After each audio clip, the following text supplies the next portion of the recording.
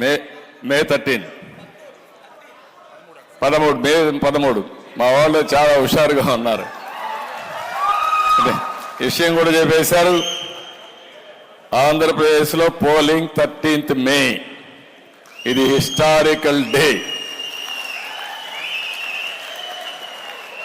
ఎగ్జాక్ట్గా మనం చూస్తే ఈరోజు 47 రోజులు ఉంది.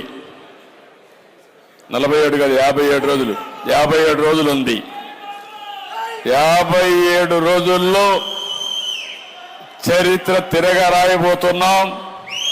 ఒక సైకోని ఇంటికి పంపించబోతున్నాం. నేను ఇప్పుడు ఒకటే కోరుతున్నా, ఎలక్షన్ కమిషన్ డేట్స్ అనౌన్స్ చేసింది కాబట్టి కోడ్ ఆఫ్ కాండక్ట్ ఇప్పటి నుంచే వస్తుంది. కాబట్టి మీరెవ్వరూ భయపడాల్సిన పని లేదు. భయపడుతూ ఇంట్లో ఉండేవాళ్ళు కూడా కావరెగరేసుకుంటూ బయట వచ్చి వేడుకలు జరుపుకొని ప్రతి ఒక్కరికి ఏ లాభం జరుగుతుందో చెప్పి ఆనందంగా నడిపించాల్సిన అవసరం ఉంది. రేపటి నుంచి ఇంకా మీకే డౌట్ అవసరంలా ప్రకంపనలే. ఇంతవరకు ఎక్కడైతే ఇంట్లో ఉన్నారో అందరూ బయట వస్తారు. మొన్న పాపం రావాలనే అభిమానం ఉంది. వస్తే ఎక్కడ కేసు పెడతారని భయం ఉంది. ఎక్కడ పింఛను కట్ చేస్తాడో, ఎక్కడ రేషన్ కట్ చేస్తాడో, ఎక్కడ కేసు పెడతాడో, కేసు పెడితే ఎవరు వస్తారు నాకు అండగా అని చెప్పి భయపడ్డారు. ఇప్పుడు కేసులు పెట్టలేడు, పింఛన్లు కట్ చేయలేడు. కట్ అయ్యేది అతని పవర్ కట్ అవుతుంది. అక్కడి నుంచి ప్రారంభం అవుతుంది. ఎవరూ భయపడకుండా రాష్ట్రాన్ని కాపాడుకోవడానికి స్వేచ్ఛగా ముందుకు రమ్మని మరొక్కసారి అందరినీ ప్రార్థిస్తూ, దాంట్లో కీలక పాత్ర మీది, అడ్వకేట్స్ది. ప్రతి ఒక్క బార్లో మీరు ఉండాలి, ప్రతి ఒక్క ఊర్లో మీరు ఉండాలి. మామూలు వ్యక్తులు చెప్పేదానికి, ఇంటలెక్చువల్ చెప్పేదానికి చాలా వ్యత్యాసం ఉంటుంది. అందులో లాయర్లు అయితే ఇంకా బాగా నచ్చజెప్పే శక్తి మీకుంది. న్యాయమూర్తుల్ని మీరు నచ్చజెప్తా ఉంటారు ఆర్గ్యుమెంట్స్ ద్వారా. ఇప్పుడు మీరు రాష్ట్రాన్ని కాపాడడానికి మీరే ఎక్కడికక్కడ ప్రచారాన్ని చేసే పరిస్థితి రావాలి. అది మనం చేసుకుందాం. ఎందుకు నేను ఒకే ఒక విషయం వాళ్ళందరినీ గుర్తు చేసుకోమని కోరుతున్నా, మేధావులందరినీ కోరుతున్నా. నాకు ఏ మాత్రం అనుమానం లేదు, 2047కి భారతదేశం ప్రపంచంలోనే నెంబర్ 1గా లేకపోతే నెంబర్ 2గా ఉంటాం. ప్రపంచంలో భారతీయులు నెంబర్ 1గా ఉంటారు. ఏ దేశమైనా వెళ్ళండి, ఆ దేశంలో మన వాళ్ళే ఉంటారు. అదే సమయంలో మొత్తం తెలుగు వాళ్ళు ఉంటారు ఎక్కడ కూడా ప్రపంచం అంతా.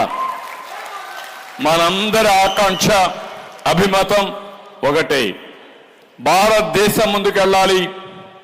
ఈ అభివృద్ధిలో మనం భాగస్వాములు కావాలి. ప్రపంచానికి భారతదేశం ఒక ఆదర్శం కావాలి. పేదరికం లేని సమాజాన్ని మనం ఏర్పాటు చేసుకోవాలి.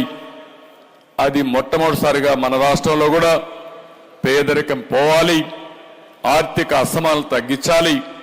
అది సాధ్యం కావాలంటే మళ్ళీ కేంద్రం రాష్ట్రం రెండు కలిసి పనిచేయడం, ఈ 3 రాజకీయ పార్టీల వల్లనే సాధ్యం.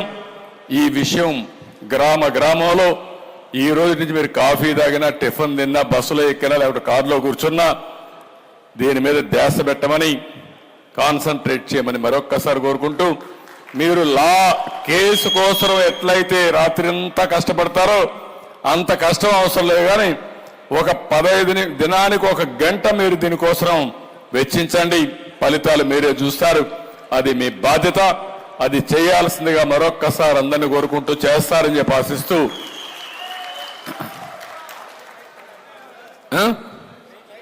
టైటిల్ యాక్ట్ ఏదైతే ఉందో ల్యాండ్ సేలింగ్ తప్పకుండా రద్దు చేస్తాం. రద్దు చేసి ఇంకా పగడ్బందీగా ఏం చేయాలో మనం చేద్దాం. Thank you.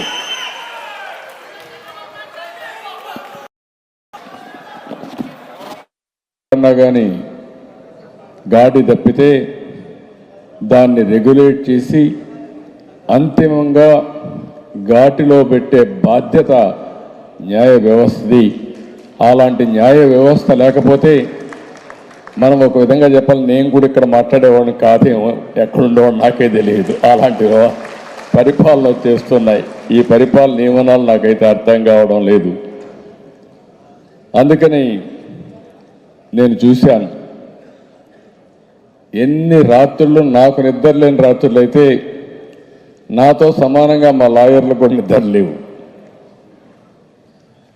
ఇక్కడ హైదరాబాద్లో ఉండే లాయర్సే కాకుండా రాష్ట్రంలో ప్రతి ఒక్క ప్రాంతంలో సాటర్డే వస్తే ప్రొక్లైన్స్ వస్తాయి, అరెస్టులు ఉంటాయి. అక్కడి నుంచి లాయర్స్ రావడం, ఆర్గ్యూ చేయడం, ఎన్ని ఆర్గ్యూ చేసినా ఒక రోజంతా 24 గంటలు 48 గంటలు ఒకసారి ఇల్లీగల్ కస్టడీ అవన్నీ పెట్టి మొత్తం పోలీస్ స్టేషన్ బయట కొన్ని రోజులు నిద్రలేని రాత్రులు గడిపినటువంటి సంఘటనలు నేను చూశాను. ఎప్పుడు కూడా నా జీవితంలో లాయర్స్ పైన దాడులు జరిగేటి కాదు.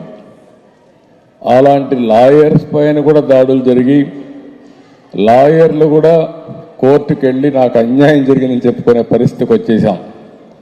ఏది ఏమైనా ఇలాంటి పరిస్థితులను చూసిన తర్వాత ఈరోజు నాకు అనిపిస్తుంది, ఈరోజే గడిచిన రోజులు ఒకసారి జ్ఞాపకం చేసుకుని స్థానిక సంస్థల ఎన్నికలు ఎట్టు జరిగాయో మీకు అందరికి గుర్తుంది. చాలా భయంకరంగా నామినేషన్లు వేయడానికే వీలు లేదు. అక్కడి నుంచి ప్రారంభమైంది. బెదిరిస్తారు, భయపెడతారు, వాళ్ళకి కావాల్సిన సర్టిఫికేట్స్ ఇవ్వరు. అక్కడి నుంచి నామినేషన్కి వేయాలని వస్తే దారిలో అడ్డం పెడతారు, ఏ నామినేషన్ వేయనీరు. ఒకవేళ అన్ని దాటుకొని నామినేషన్ వేస్తే స్క్రూటినీ అప్పుడు తీసేస్తారు. ఒకవేళ పోటీ చేసి 1-2 మిగిలితే ఎలక్షన్లో రిజల్ట్స్ వాళ్ళకి ఫేవరబుల్గా వేసుకొని గెలిచిన వాడిని కూడా ఓడగొట్టే పరిస్థితికి వచ్చారు. కడాన ఎలక్షన్ కమిషనర్కే దిక్కు లేదు, స్టేట్ ఎలక్షన్ కమిషనర్ దిక్కు లేకుండా కేంద్ర సహాయం కోరే పరిస్థితికి వచ్చాడు. అలాంటివన్నీ సంఘటనలు మనం చూసాం. తిరుపతిలో ఎలక్షన్లు చూస్తే, బై ఎలక్షన్లు చూస్తే దొంగ ఓట్లు ఇష్టానుసారంగా ఒకటి కాదు అన్నీ జరిగాయి. ఈరోజు ఇవన్నీ చూస్తే మనం అందరం కూడా ఎలాంటి పరిపాలనలో ఉన్నాం. దీనికి అంతం పలకపోతే ఈ రాష్ట్ర అభివృద్ధి లేదు. అందుకే నేను ఒకటే స్లోగన్ ఇచ్చా, ప్రజలు గెలవాలి, రాష్ట్రం నిలబడాలి అనే స్లోగన్ కింద ఈరోజు మనం అందరం ముందుకు పోతున్నాం.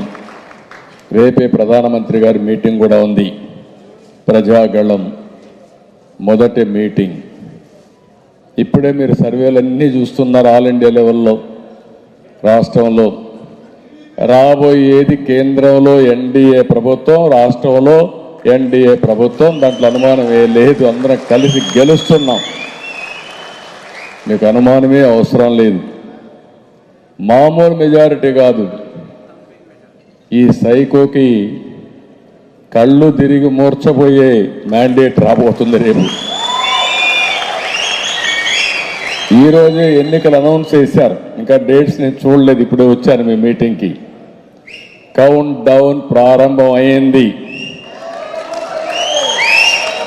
నిన్నటి వరకు, ఈరోజు సాయంత్రం వరకు ఒక ఎత్తు అయితే, ఇప్పుడు స్వాతంత్రం వచ్చినప్పుడు ఎంత హ్యాపీగా ఫీల్ అయ్యారో, ఇప్పుడు రాష్ట్రంలో ఈ ఉన్మాదుల రాజ్యం నుంచి మా అందరికీ స్వతంత్రం వచ్చిందని ప్రజలు పండుగ చేసుకునే పరిస్థితికి వచ్చారు, వేడుకలు చేసుకునే పరిస్థితి వచ్చారు. రేపటి నుంచి మీరు చూడబోతున్నారు, ఓపెన్గా రోడ్ల మీదకి ప్రజలు వచ్చి ఈ ఎన్డీఏ అలయన్స్కి